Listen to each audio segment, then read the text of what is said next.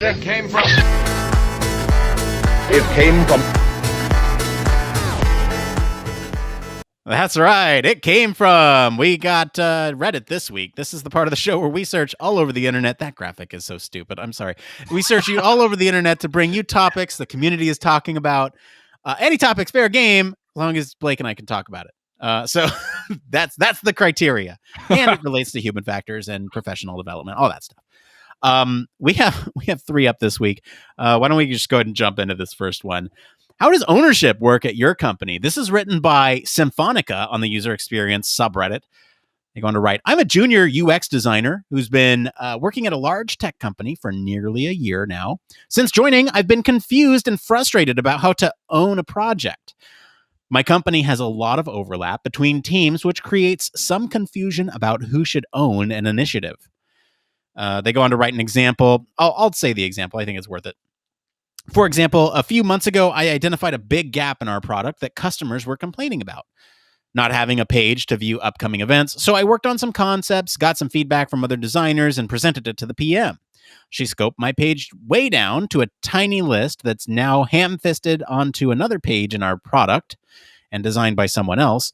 A new designer recently joined that PM's team, and she has my same idea of having a separate events page, and the PM now seems to support it, which is great for the product, but also a bit frustrating since I had to go since I wanted to own designing that experience, as I've been stuck working on smaller projects. Also, because I'm on the events team while this designer is on the invite list team. I'm curious on how ownership works at other companies. Do you get assigned projects from your PM? Do you need to take initiative and ask for work to work on projects? How do you advocate for working on exciting projects? Blake, how does this work? Yeah, this is interesting. So I feel like I'm in a weird position for this, mainly because I am the lead UX designer, only because I am the only UX designer on most of my projects.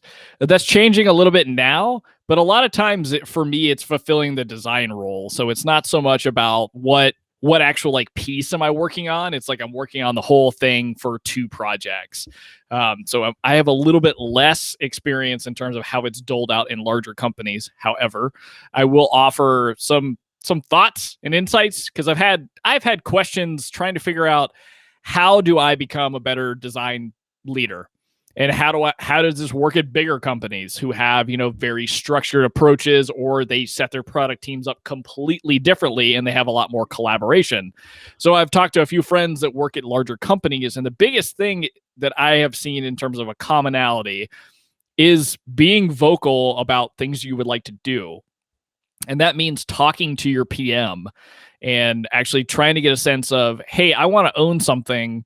What is there that's coming up that I can do? And it sounds like in this case, it's definitely worth having a conversation with your PM about the idea that you brought forth, even bringing up the concept of you watched another designer kind of create a similar concept, and want to understand like what you could have done better in terms of trying to take ownership or moving to a new design team. Because it sounds like you may just want to work on something different than what's in your kind of like business or product area right now. So I think having open dialogue with your management, even asking other designers about how their tracks and how they present their work to their PMs may be helpful as well. Because getting diverse perspectives on this kind of stuff can help you figure out the best route for you to figure out how to grow and kind of keep moving forward. And for exciting projects, I mean, I think the biggest thing there is kind of like showing interest when they come up and, trying to figure out how to get your foot in the door, talking to teams that are working on them, talking to the developers that work on stuff, just really trying to get your foot in there. But Nick, from your perspective, like, what does it look like taking ownership for something?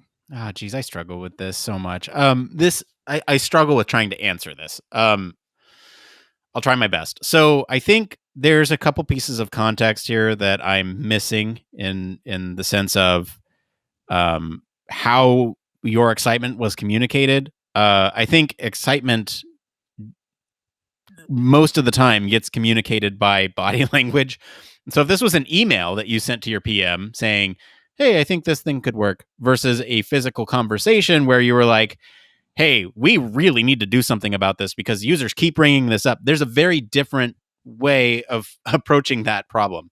I think communication is key. And I think especially when you can communicate in person or over video where somebody can see that visible excitement that you get about a project, can really come through. Now, I've had this happen to me where I've presented an idea and at the time it wasn't accepted, and then somebody else brought it up and then it was accepted, and I'm left going, what the heck? Like I did this a couple months ago and it was not accepted then, and now it is. The other person's getting credit for it, and that sucks. That really sucks. But I think the only way to get through that is to say, work it strategically into the way that you communicate about a thing. Be like, no, you're absolutely right. That is a great idea. And actually, I did a lot of preliminary work a couple months ago. Would you like to see it as a great place to start with this? So you bring in your experience into that thing and make yourself invaluable to it.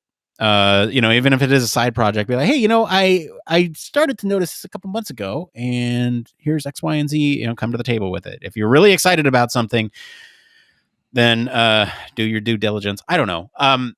In terms of working on exciting projects, I don't know. I also struggle with that one because it's like I've tried to push my way onto exciting projects, and maybe they weren't so exciting when I got there. And I'm kind of like in the enjoy your scraps peasant camp right now. Like, look, the market out there is weird.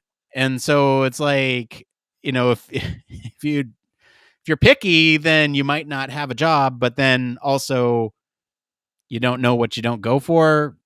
What am I trying to say there? It's like you don't know what you can do until you try to get it. Anyway, that's pretty much, yeah. I mean, just get there, see what it looks like.